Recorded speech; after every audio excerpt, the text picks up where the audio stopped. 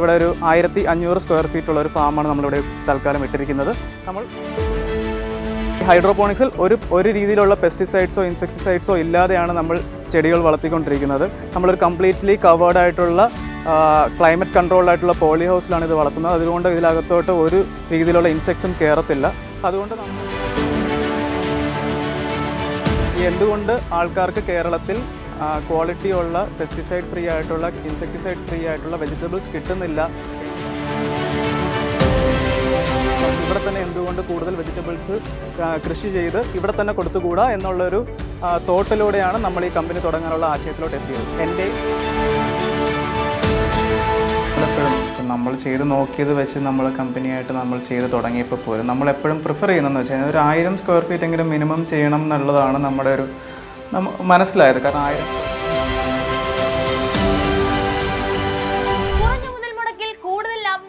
കിടിലം ആശയമാണ് നിങ്ങൾ തിരയുന്നത്. എന്നാൽ നിങ്ങൾ കറക്റ്റ് സ്ഥലത്താണ് എത്തിയിരിക്കുന്നത്. ഇന്ന് ട്രെൻഡിങ് ആയിക്കൊണ്ടിരിക്കുന്ന ഹൈഡ്രോപോണിക്സ് ഫാമിംഗ് രീതിയെ കുറിച്ചാണ് ഞാൻ ഇന്ന് നിങ്ങൾക്ക് പറഞ്ഞു തരാൻ പോകുന്നത്.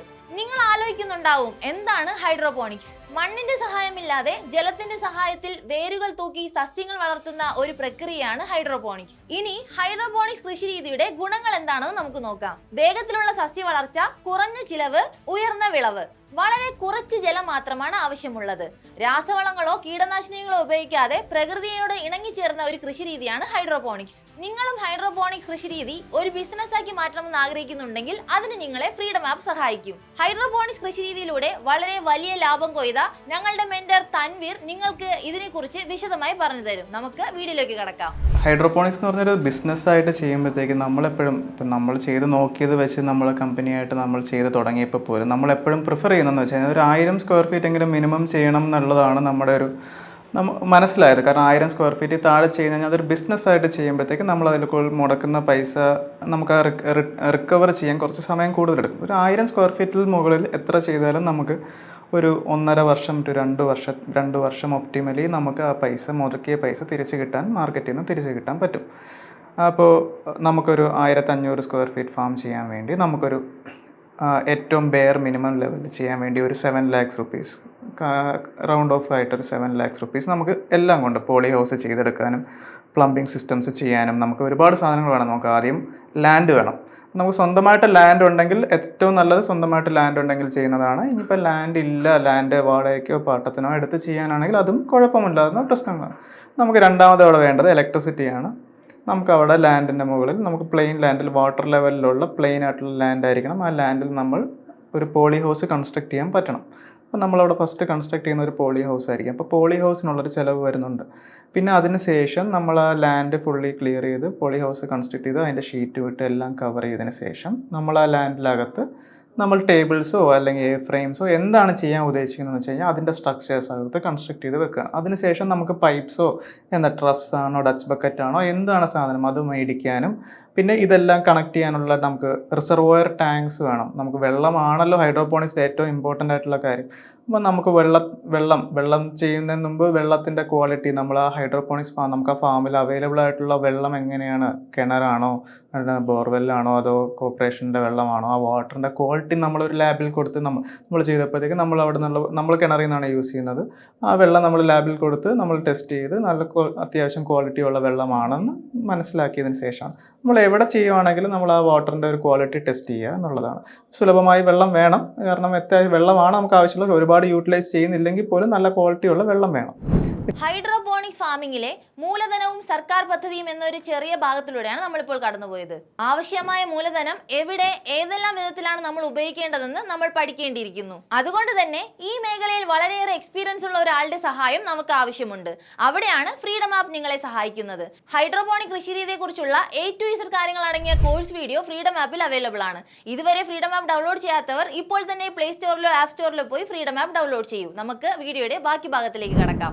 വെള്ളത്തിന് ക്വാളിറ്റി കുറവുണ്ടെങ്കിൽ നമുക്ക് എല്ലാത്തിനും ഒരു പരിഹാരം ഉണ്ടല്ലോ. നമുക്ക് വെള്ളത്തിന്റെ ക്വാളിറ്റി കുറവാണെങ്കിൽ നമുക്കൊരു ഫിൽട്രേഷൻ യൂണിറ്റ് വെക്കാം. ഒരു സെൻട്രിഫ്യൂഗൽ ഫിൽട്രേഷൻ യൂണിറ്റ് വെച്ച് കഴിഞ്ഞാൽ സാൻഡ് ബെഡും കാര്യങ്ങളൊക്കെ വെച്ച് കഴിഞ്ഞാൽ വലിയൊരു ഈ ഒരു 7 ലക്ഷത്തിന് രൂപ ചിലപ്പോൾ ഒരു 50,000 രൂപയുടെ കോസ്റ്റ് അല്ലെങ്കിൽ 70,000 രൂപയുടെ കോസ്റ്റ് എക്സ്ട്രാ വരുമെന്നേ ഉള്ളൂ ഒരു ഫിൽട്രേഷൻ സിസ്റ്റം വെക്കാൻ വേണ്ടി.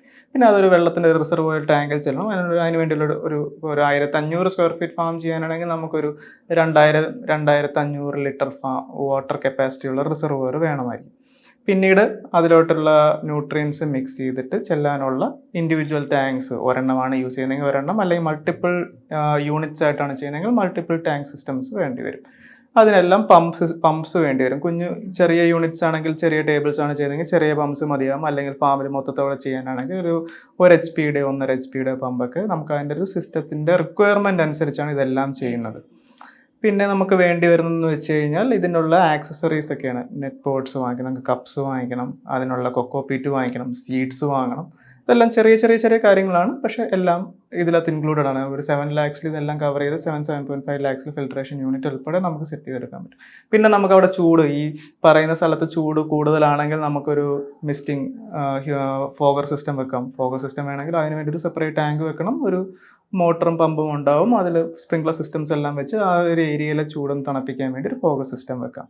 പിന്നെ അങ്ങനെയൊക്കെയാണ് കോസ്റ്റ് വരുന്നത്. അപ്പോൾ ആ ഒരു ഏരിയ സ്പെസിഫിക് ആയിരിക്കും എപ്പോഴും കോസ്റ്റ് വരുന്നത്. ഒരുപാട് ചൂടുള്ള മരവും ഒട്ടും തണലൊന്നും ഇല്ലാതെ ഭയങ്കര ഒരു പറമ്പിന് നടുക്കൊരു ചൂടുള്ള സ്ഥലമാണെങ്കിൽ ചിലപ്പോൾ ഫോഗർ സിസ്റ്റത്തിൽ ചിലപ്പോൾ നിന്നൊന്നും വരത്തില്ല.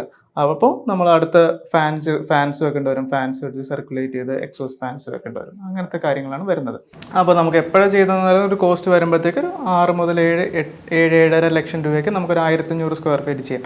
അതിൽ കുറച്ച് ചെയ്യുന്നതിൽ പ്രിഫർ ചെയ്യുന്നില്ല. കാരണം അതിലിപ്പോൾ നമ്മൾ എല്ലാ സാധനവും മേടിക്കുമ്പോഴത്തേക്ക് ഒരു മിനിമം ക്വാണ്ടിറ്റി മേടിച്ച് കഴിഞ്ഞാൽ നമുക്കൊരു ഒപ്റ്റിമൽ റേഞ്ച് ഉണ്ട്. ആ ഒരു ഒപ്റ്റിമൽ റേഞ്ചിൽ നിന്ന് കഴിഞ്ഞാൽ നമുക്ക് അതിൽ നിന്ന് എന്തെങ്കിലുമൊക്കെ ഉണ്ടാക്കി കടയിൽ കൊടുക്കുക, സ്വന്തമായിട്ട് കഴിക്കുക, അല്ലെങ്കിൽ ലോക്കൽ മാർക്കറ്റിൽ കൊടുക്കുകയൊക്കെ ചെയ്ത് പൈസ തിരിച്ച് റിക്കവർ ചെയ്യാൻ പറ്റും. ഇതിൽ കുറവാണെങ്കിൽ ചിലപ്പം ഈ ഒരു 2 വർഷത്തിൽ കിട്ടുന്നുള്ള ചിലപ്പോൾ 3 വർഷമാവാം, 3.5 വർഷമാവാം എന്നുള്ളത്. എത്ര കൂടുതൽ ചെയ്യുന്നോ അത്രയും നല്ലതാണ് ഹൈഡ്രോപോണിക്സിൽ. കാരണം നമുക്കൊരു 1500 സ്ക്വയർ ഫീറ്റ് എന്ന് പറഞ്ഞാൽ ഒരു 3000 സ്ക്വയർ ഫീറ്റോ 5000 സ്ക്വയർ ഫീറ്റോ ചെയ്യാൻ പറ്റുവാണെങ്കിൽ ഇതിന് നേരെ ഡബിളോ ട്രിപ്പിളോ ഒന്നും ആവത്തില്ല. കുറച്ചും കൂടെ കോസ്റ്റ്. അപ്പം 1500 സ്ക്വയർ ഫീറ്റിൻ്റെ 2 ഫാം ചെയ്യണം. 1500 7 ലക്ഷം, ഇപ്പം നേരത്തെ പറഞ്ഞ 7.5 ലക്ഷം വെച്ചിട്ട് 15 ലക്ഷം രൂപയ്ക്ക് നമുക്ക് ആവത്തില്ല. ചിലപ്പോൾ അതൊരു 12 ലക്ഷം രൂപയ്ക്ക് നിർത്താൻ പറ്റും. അപ്പം ഇതെല്ലാം depends upon how the system is. Like അവിടെ എങ്ങനെയാണ് ചെയ്യുന്നത് അവരുടെ കണ്ടീഷൻസിനനുസരിച്ചിരിക്കും. പക്ഷേ ഞാനൊരു ഏറ്റവും ബെയർ മിനിമം ഫിഗർ പറയുകയാണ്. അതാണ് അതിൻ്റെ ഒരു കോസ്റ്റ് വരുന്നത്. അതായത് നമ്മൾ ഈ ഓരോ സിസ്റ്റത്തിനും ഓരോ റണ്ണിങ് കോസ്റ്റ്, അതുപോലെ മെയിൻ്റനൻസ് കോസ്റ്റ്, ഓരോ അഡീഷണൽ എക്യുപ്മെൻ്റ് കോസ്റ്റ് അങ്ങനെയൊക്കെ വരുന്നുണ്ടല്ലോ. നമ്മൾ ആദ്യം ഒരു ഫാം സെറ്റ് ചെയ്യുമ്പോൾ ഈ ഒരു പ്ലംബിങ്ങിൻ്റെയും എല്ലാം അതിൽ തന്നെ ഇൻവോൾവ് ആവും. അതിൽ തന്നെ കവേർഡ് ആയിട്ടാണ് വരുന്നത്. നമ്മൾ ചെയ്ത് കൊടുക്കുന്നുണ്ട്. നമ്മൾ ഫാംസ് ഒരുപാട് ചെയ്ത് കൊടുക്കുന്നുണ്ട്. ഇപ്പോൾ തന്നെ ട്രിവാൻഡ്രത്ത് 2-3 പ്രോജക്റ്റും കൊച്ചിയിലൊരു പ്രോജക്റ്റൊക്കെ വരുന്നുണ്ട്. നമ്മളിവിടെ എല്ലാം ചെയ്ത് കൊടുക്കുന്നതെന്ന് വെച്ച് കഴിഞ്ഞാൽ നമ്മൾ കംപ്ലീറ്റ് ആ ലാൻഡ് ഡെവലപ്മെൻറ്റ് മുതൽ നമ്മൾ കംപ്ലീറ്റ് സിസ്റ്റം പ്ലസ് നമ്മൾ അവരെ ഫസ്റ്റ് ഹാർവെസ്റ്റ് ഗ്രോ ചെയ്ത് ആ ചെടിയെ വളർന്ന് വരുന്ന വരെ നമ്മൾ മേ ബി ഒരു 2-3 months ഹാർവെസ്റ്റ് വരെ നമ്മൾ കൂടെ നിന്നവരെ സപ്പോർട്ട് ചെയ്യും. പ്ലസ് നമ്മൾ വേണമെങ്കിൽ അവരുടെ പ്രോഡക്ട്സ് നമ്മളവരെ സെല്ല് ചെയ്യാനോ അല്ലെങ്കിൽ അവർക്ക് പൈസ റിക്കവർ ചെയ്യാനുള്ള സപ്പോർട്ടും നമ്മൾ കൊടുക്കുന്നതാണ്. പിന്നെ നമ്മൾ ആ ഒരു ക്വാളിറ്റി മെയിൻറ്റെയിൻ ചെയ്യാനുള്ള എല്ലാ സ്റ്റെപ്സും നമ്മൾ എടുക്കുന്ന. കാരണം ന്യൂട്രിയൻസ് ആയാലും അതൊക്കെ ക്വാളിറ്റി ഉള്ളതാണെന്നും നമ്മളവർ യൂസ് ചെയ്യുന്ന മെറ്റീരിയൽസ് ഒക്കെ ക്വാളിറ്റി ഉള്ളതാണെന്നും പൈപ്പ്സ് ഒക്കെ ആണെങ്കിൽ പോലും ഈ പൈപ്പ്സ് ഒക്കെ ചിലർ ഞാൻ കണ്ടിട്ടുണ്ട് PVC പൈപ്പിൽ ഹോളിട്ട് ചെയ്യുന്നുണ്ട്. PVC പൈപ്പിലും ഹൈഡ്രോപോണിക്സ് ചെയ്യാം. പക്ഷേ ചെയ്യുന്നതെന്ന് വെച്ച് കഴിഞ്ഞാൽ ഈ പൈപ്പ് ചെടി വളർത്താൻ വേണ്ടി അല്ലെങ്കിൽ അതിനുവേണ്ടി ഡിസൈൻഡ് അല്ല. അതിന് ലെഡ് കണ്ടൻ്റ് ഒക്കെ കൂടുതലാണ് എന്നുള്ളത്. അപ്പോൾ ഇതിനു വേണ്ടി UPVC ഫുഡ് ഗ്രേഡ് പൈപ്പ്സ് കിട്ടും. പിന്നെ പൈപ്പ്സിൻ്റെ സൈസിൽ അല്ലെങ്കിൽ സ്ട്രക്ചറിൽ തന്നെ ഒരു ഡിഫറൻസ് ഉണ്ട്. സർക്കുലർ പൈപ്പ്സ് എന്ന് പറയുമ്പോഴത്തേക്ക് അടിയിൽ ഏരിയ കുറവാണ്. ഇപ്പം അതിന് പകരം സ്ക്വയർ പൈപ്പ്സ് അല്ലെങ്കിൽ ട്രപ്പീസിയോഡൽ പൈപ്പ്സ് കിട്ടുമ്പോഴത്തേക്ക് ആ പൈപ്പ്സിൽ അടിയിൽ കുറച്ചുകൂടെ ഏരിയ കിട്ടും. റൂട്ട്സ് സ്പ്രെഡായി വെള്ളത്തിലോട്ട് ഇറങ്ങിക്കാനും ചെടിക്ക് കൂടുതൽ വളരാനും ഒക്കെ പറ്റും. അപ്പോൾ ഇതിലൊക്കെയാണ് കോസ്റ്റ് വരുന്നത്. അപ്പോൾ നമ്മൾ ചെയ്ത് കൊടുക്കുന്നത് വെച്ചാൽ നമ്മൾ തുടക്കം മുതൽ ലാൻഡ് ഡെവലപ്മെൻറ്റ് മുതൽ പൈപ്പ്സ് വരെ എല്ലാ സാധനവും അവിടെ ചെയ്ത് നമ്മൾ ആ സാധനം സെല്ല് ചെയ്ത് പ്രോഡക്റ്റ് വരുന്നത് തൊട്ട് സെല്ല് ചെയ്യുന്നത് വരെ നമ്മൾ സപ്പോർട്ട് ചെയ്യുന്നതാണ്. നമുക്കങ്ങനെ ഡെയിലി കോസ്റ്റ് ഒന്നും വരുന്നില്ല. നമ്മൾ ഒരു ആവറേജ് ഏറ്റവും ബെയർ മിനിമത്തിൽ ഞാൻ നേരത്തെ പറഞ്ഞതുപോലെ ജസ്റ്റ് ഒരു മോട്ടറും ടൈമറും മാത്രം റൺ ചെയ്യുന്നൊരു ഫാമിൽ ഒരു 1500-2000 സ്ക്വയർ ഫീറ്റ് ഫാമിലും 2 മാസത്തിലൊരിക്കൽ ഇലക്ട്രിസിറ്റി ബില്ല് വരുമായിരിക്കും. ഒരു 350-400 ഇലക്ട്രിസിറ്റി ബില്ല് വരുമായിരിക്കും. ഏറ്റവും ബെയർ മിനിമം അത്രയും വരുന്നുള്ളൂ. പിന്നെ നമുക്ക് ഇൻസ്റ്റാൾ ചെയ്യുന്ന സമയത്താണ് ന്യൂട്രിയൻസിന്റെ ചിലവുണ്ടാവും. ന്യൂട്രിയൻസ് ഒക്കെ പോലും നമുക്ക് വളരെ ചെറിയ രീതിയിലുള്ള ന്യൂട്രിയൻസ്, ചെടി അങ്ങനെ ഒരുപാട് ന്യൂട്രിയൻസ് വേണമെന്ന് പറയും. നമുക്ക് കുറച്ച് കാര്യങ്ങളെ ആവശ്യമുള്ളൂ. ചിലപ്പോൾ ഒരു മാസത്തേക്ക് ചിലപ്പോൾ ഒരു 1000 രൂപ അല്ലെങ്കിൽ 1500 ന്യൂട്രിയൻസ് ചിലപ്പോൾ വേണ്ടി വരുമായിരിക്കും. ചിലപ്പോൾ ഒരു 300 രൂപയുടെ സീഡ് വാങ്ങേണ്ട വരുമായിരിക്കും. എല്ലാം ഈ 1500-2000 സ്ക്വയർ ഫീറ്റ് ഫാമിനെ വെച്ചാണ് ഞാൻ പറയുന്നത്. ഒരു 300 രൂപയുടെ സീഡ് വാങ്ങേണ്ട വരുമായിരിക്കും. കൊക്കോപീറ്റ് ആണെങ്കിൽ പോലും നമുക്ക്, അല്ലെങ്കിൽ ഫാസ്റ്റ് ഫ്ലെക്സ് ആണെങ്കിൽ പോലും 2000 രൂപയുടെ സാധനം വാങ്ങിച്ച് വെക്കേണ്ടത് വരുമായിരിക്കും. ചിലപ്പോൾ 2 മാസത്തേക്കൊക്കെ ഇരിക്കാം ഈ സാധനങ്ങളൊക്കെ. അപ്പോൾ ഒരുപാട് റണ്ണിങ് കോസ്റ്റ് ഇതിനകത്ത് വരുന്നില്ല. വെള്ളമാണെങ്കിൽ പോലും ഒരുപാട് വെള്ളവും വേണ്ട. കാരണം ഒരു പ്രാവശ്യം ടോപ്പ് ചെയ്ത് കഴിഞ്ഞാൽ ഈ റീസർക്കുലേറ്റ് ചെയ്യുന്നതുകൊണ്ട് മറ്റേ സാധാ ഒരു 1500 സ്ക്വയർ ഫീറ്റ് ട്രഡീഷണൽ ഫാമിൽ എല്ലാ ദിവസവും രാവിലെ വന്നിട്ട് ഫുള്ളി വെള്ളം ഒഴിക്കുന്ന അത്ര അതിൻ്റെ ഒരു 10-1 വെള്ളം പോലും ഇവിടെ വേണ്ട. അപ്പോൾ എല്ലാം കൊണ്ടും റിസോഴ്സസ് ഭയങ്കര ബെയർ മിനിമമാണ് യൂസ് ചെയ്യുന്നത്. പിന്നെ ലേബർ ആണെങ്കിൽ പോലും നമ്മൾ ഒരുപാട് സമയം ഇതിൻ്റെ പുറകെ നടക്കുകയും വേണ്ട. അതും ഒരു റിസോഴ്സ് ആണല്ലോ മാൻ പവർ എന്ന് പറയുന്നത്. നമ്മൾ അതും യൂസ് ചെയ്യേണ്ട ഒരുപാട് അതിന് വേണ്ടി അതിൻ്റെ പുറകെ നടക്കേണ്ട കാര്യമൊന്നുമില്ല. നമ്മൾ ജസ്റ്റ് കുറച്ച് നേരം അതിൻ്റെ ഒന്ന് പോയി നോക്കുക, കാര്യങ്ങളൊക്കെ നോക്കുക. നമ്മളാണെങ്കിൽ പോലും നമ്മുടെ സ്വന്തമായിട്ടൊരു 1-2 യൂണിറ്റ്സ് ഉണ്ട്. ആ യൂണിറ്റ്സിലാണെങ്കിൽ പോലും നമ്മൾ വെച്ച് കഴിഞ്ഞാൽ നമ്മൾ തുടക്കത്തിൽ ഇതിനെപ്പറ്റി റിസർച്ച് ചെയ്യുന്ന കാലഘട്ടത്തിലാണെങ്കിൽ പോലും നമ്മൾ രാവിലെ ഫാമിൽ പോകുന്നു, ഒരു 20 മിനിറ്റ്സ് അവിടെ സ്പെൻഡ് ചെയ്യുന്നു, കാര്യങ്ങളൊക്കെ നോക്കുന്നു, കഴിഞ്ഞു. അടുത്ത ദിവസം രാവിലെയാണ് പിന്നീട് വന്ന് നോക്കേണ്ട ഒരു കാര്യമുള്ളൂ അതിൻ്റെ പേര്. അതിൻ്റെ അല്ലാതെ 24 മണിക്കൂറും ചെടി വളരുന്നുണ്ടോ എന്ന് നോക്കേണ്ട കാര്യമില്ല. അതിനൊന്നും ഒരു ബുദ്ധിമുട്ടില്ലാതെ വളർന്നുള്ളൂ. മെയിൻ്റനൻസ് ആയിട്ട് വരുന്ന 2 കാര്യങ്ങളെന്ന് വെച്ച് കഴിഞ്ഞാൽ പൈപ്പ്സ് ക്ലീൻ ചെയ്യണം. നമുക്ക് ഹാർവസ്റ്റിന് ശേഷം സിംഗിൾ ഹാർവസ്റ്റ് ക്രോപ്സ് ഉണ്ട്, മൾട്ടി ഹാർവസ്റ്റ് ക്രോപ്സും ഉണ്ട്. സിംഗിൾ ഹാർവസ്റ്റ് ക്രോപ്സ് എന്ന് വെച്ച് കഴിഞ്ഞാൽ ഇലച്ചെടികളൊക്കെ ഇല മുറിച്ച് കഴിക്കുന്ന ചെടികൾ. അപ്പോൾ ചീര പോലത്തുള്ള ചെടികളൊക്കെ നമ്മൾ ഇല മുറിച്ചാണ് കഴിക്കുന്നത്. അപ്പോൾ അത് വീണ്ടും വളരും. അങ്ങനത്തെ ചെടികളുണ്ട്. ഇപ്പോൾ ലെറ്റ്യൂസ് പോലത്തുള്ള അല്ലെങ്കിൽ ചൈനീസ് ക്യാബേജ് പോലത്തുള്ള ചെടികളുണ്ട്. അതൊക്കെ ഒറ്റ ടൈമായിട്ട് നമ്മൾ എടുക്കുന്ന ചെടികളാണ്. പിന്നീട് പുതിയതായിട്ട് വീണ്ടും വിത്തിട്ട് വളർന്ന് ചെടികളാണ്. ഇത് 2 ആണെങ്കിൽ പോലും ഈ ചെടി മാറ്റുന്ന സമയത്ത് നമുക്ക് ഈ പൈപ്പ്സ് ഒന്ന് ക്ലീൻ ചെയ്യണം. പൈപ്പ്സ് ക്ലീൻ ചെയ്യേണ്ട പർപ്പസ് എന്ന് വെച്ച് കഴിഞ്ഞാൽ ഈ അടിയിലെ വേരിൻ്റെ വേസ്റ്റൊക്കെ ഈ പൈപ്പിൻ്റെ അകത്ത് കിടന്നിട്ട് അതിങ്ങനെ ഒരു ബ്ലോക്ക് ക്രിയേറ്റ് ചെയ്യാനുള്ളൊരു സാധ്യതയുണ്ട്. അപ്പോൾ നമുക്ക് ഓരോ ഹാർവസ്റ്റിന് ശേഷവും ഒരാളുടെ ആവശ്യമേ ഉള്ളൂ. ജസ്റ്റ് ആ പൈപ്പ്സ് എല്ലാ പൈപ്പ്സും ഓപ്പണബിൾ ആണ്. ഈ NFT ചാനൽസ് എന്ന് പറഞ്ഞാൽ തുറന്ന് ക്ലീൻ ചെയ്യാൻ പറ്റുന്നതാണ്. അപ്പോൾ തുറന്ന് ജസ്റ്റ് ഒന്ന് വൈപ്പ് ചെയ്തെടുക്കുക എന്നുള്ളതാണ് നമുക്കൊരു മെയിൻ്റനൻസ് ആയിട്ട് വരുന്നത്.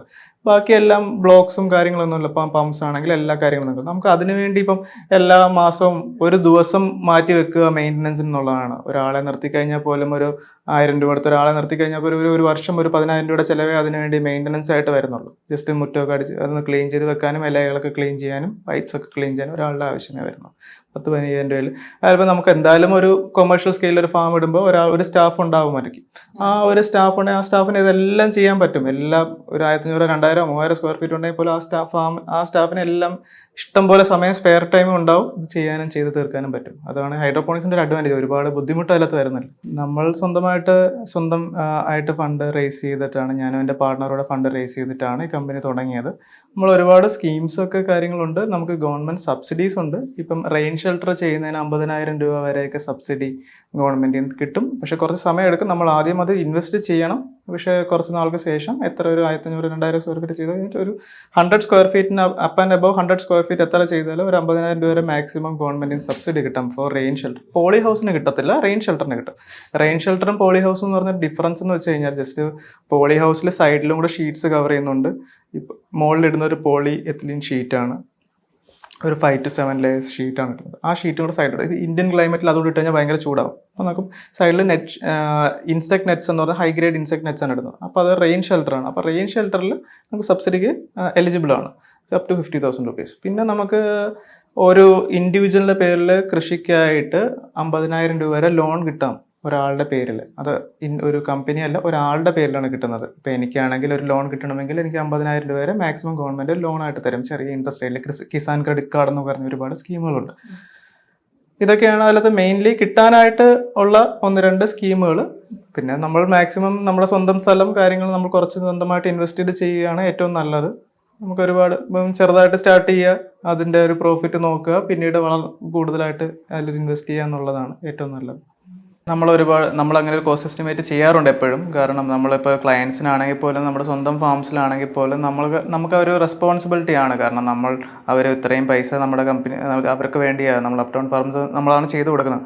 നമ്മൾ ചെയ്ത് കൊടുക്കുമ്പോഴത്തേക്ക് നമ്മൾ ഇത്രയും പൈസ ലക്ഷങ്ങൾ അവർ ഇൻവെസ്റ്റ് ചെയ്യുമ്പോഴത്തേക്ക് അവർക്ക് അതിനുള്ള ഓരോ പൈസയ്ക്കുള്ള റിട്ടേൺസ് കിട്ടണം എന്നുള്ളത് നമ്മളൊരു ഭയങ്കര ഒരു കമ്പനി പോളിസി ആയിട്ടും നമ്മളത് ഭയങ്കര ഇമ്പോർട്ടൻ്റ് ആയിട്ട് നമ്മളത് ചെയ്ത് കൊടുത്തിട്ട് ആ വഴി പോവുക എന്നുള്ള കാര്യമല്ല. അപ്പോൾ നമ്മൾ ഒരു കണ്ടിന്യൂലി ആയിട്ട് അവർക്ക് സപ്പോർട്ട് കൊടുക്കും. അവർ എത്ര പ്രൊഡ്യൂസ്, എത്ര കിലോ അവിടുന്ന് ഗ്രോ ചെയ്യുന്നുണ്ട്, അവർക്ക് എത്ര മാസം എത്ര ഫണ്ട്, എത്ര രൂപ അതിന് വീണ്ടും മെയിൻ്റനൻസിനായിട്ടും അല്ലെങ്കിൽ റെക്കറിങ് കോസ്റ്റുകളായിട്ടും ചിലവാകുന്നുണ്ടെന്നും അതിനൊരു എസ്റ്റിമേഷൻ നടത്താറുമുണ്ട്. നമ്മൾ ആ ഒരു റിട്ടേൺ ഓഫ് ഇൻവെസ്റ്റ്മെൻറ്റ് ഒരു മാസം ഇത്തിരി കുറഞ്ഞു പോയി കഴിഞ്ഞാൽ എന്തുകൊണ്ട് അത് കുറഞ്ഞു പോയെന്നും അടുത്ത മാസം അതെങ്ങനെ മേക്കപ്പ് ചെയ്യാമെന്നും നമ്മളൊരു സജഷൻസ് കൊടുക്കാറും വിളിച്ച് സംസാരിക്കാനും ഒരു ഫോളോ അപ്പും ചെയ്യാറുണ്ട്.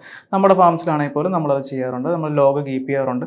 നമ്മളെല്ലാ ലോഗ്സും കീപ്പ് ചെയ്യാറുണ്ട്. കാരണം ഈവൻ ഓരോ ദിവസവും ഉള്ള ടെമ്പറേച്ചർ തൊട്ട് ന്യൂട്രിയൻ സൊല്യൂഷൻ എത്ര ഈസി കണ്ടക്ടിവിറ്റി കൊടുത്തു എന്ന് പറയുന്ന എത്ര ന്യൂട്രിയൻസ് കൊടുത്തു, എത്ര സെല്ല് ചെയ്തിട്ടുണ്ട്, എത്ര ഗ്രോ ചെയ്തിട്ടുണ്ട്, എത്ര സീഡ് നമ്മൾ ജെർമിനേഷൻ ചെയ്യുന്നുണ്ട്, എല്ലാ ലോഗും നമ്മൾ കീപ്പ് ചെയ്യും. അതൊരു ഒരു കൃഷിയിൽ നമ്മൾ കുറച്ചൊരു അച്ചടക്കം കൊണ്ടുവരിക എന്നുള്ളതാണ് നമ്മൾ ഇതിലത് വേണം. ആക്ച്വലി നമ്മൾ എത്രയും പ്ലാൻഡ് ആയിട്ട് വൃത്തിയായിട്ട് എല്ലാ കാര്യങ്ങളും ചെയ്യണം എന്നുള്ളതാണ്. ഹൈഡ്രോപോണിക്സ് ഫാമിങ്ങിലെ മൂലധനവും സർക്കാർ പദ്ധതിയും എന്നൊരു ചെറിയ ഭാഗത്തിലൂടെയാണ് നമ്മളിപ്പോൾ കടന്നുപോയത്. ഈ ഭാഗം ഏറെ ഉപകാരപ്രദമായെന്ന് കരുതുന്നു. ആവശ്യമായ മൂലധനം എത്രയാണെന്നുള്ള ഒരു ധാരണ നമുക്ക് കിട്ടി. ഇനി ഈ മൂലധനം എവിടെയാണ് ഉപയോഗിക്കേണ്ടതെന്നും നമ്മൾ പഠിച്ചു. ഇനിയും ഇതുപോലെ ഒരുപാട് കാര്യങ്ങൾ നമ്മൾ പഠിക്കാനിരിക്കുന്നു. അതിനായി ഇപ്പോൾ തന്നെ ഫ്രീഡം മലയാളം മണി ചാനൽ സബ്സ്ക്രൈബ് ചെയ്യൂ.